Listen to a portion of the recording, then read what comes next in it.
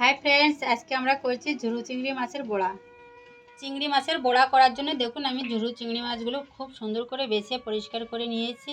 এখানে যে চিংড়ি মাছের বড়া করতে যে উপকরণগুলো লাগবে আমি এখানে নিয়ে নিয়েছি। এখানে কাঁচা লঙ্কা, এখানে অনেকগুলো পেঁয়াজ আমি কেটে নিয়েছি, এখানে রসুন নিয়ে নিয়েছি। এই মশলাগুলো আমি মিক্সচারে আধা ছেঁচা করে নেব। আর আমি এখানে নিয়ে নিয়েছি একটু গোলমরিচ। এবার আমি এখানে দিয়ে দিচ্ছি আদা ছেঁচা করা পেঁয়াজ আর রসুন। এখানে গোলমরিচ আর কাঁচা লঙ্কাটা আদা ছেঁচা করেই নিয়েছি আমরা।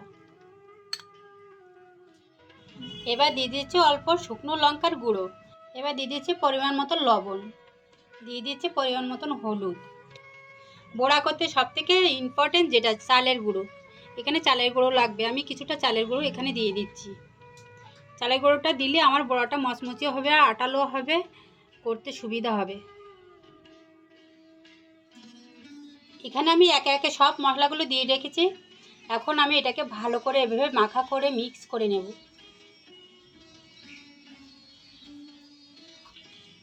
এটা মিক্স করা হয়ে গেছে। মশলাটাকে চিংড়ি মাছের সাথে যদি ভালো করে মিক্স না করেন তাহলে চিংড়ি মাছের বড়াটা কিন্তু ভালো টেস্টিও হবে না। মানে কড়াই বসে কড়াইটা গরম করে নিয়েছি, এখন তেলটা দিয়ে দিচ্ছি। তেলটাও আমরা খুব গরম করে নেব। তেলটা কিন্তু কম পরিমাণ দেবো, নাহলে আমি বড়াটা ভালোভাবে তুলতে পারবো না। সারা কড়াইতে এইভাবে ঘুরে ঘুরে তেলটা ভালো করে লাগিয়ে নিতে হবে। আমাদের তেলটা দেখুন গরম হয়ে গেছে। আমি এখন একে একে বড়াটা তেলের ভিতরে দিয়ে দিচ্ছি।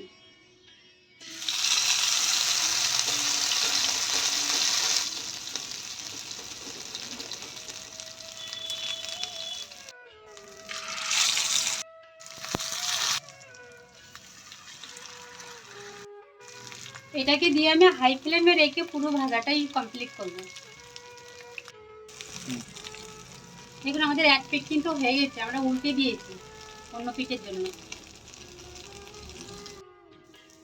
আমাদের ভাজাটাও হয়ে গেছে, আমি একে একে সব তুলে নিচ্ছি প্লেটে।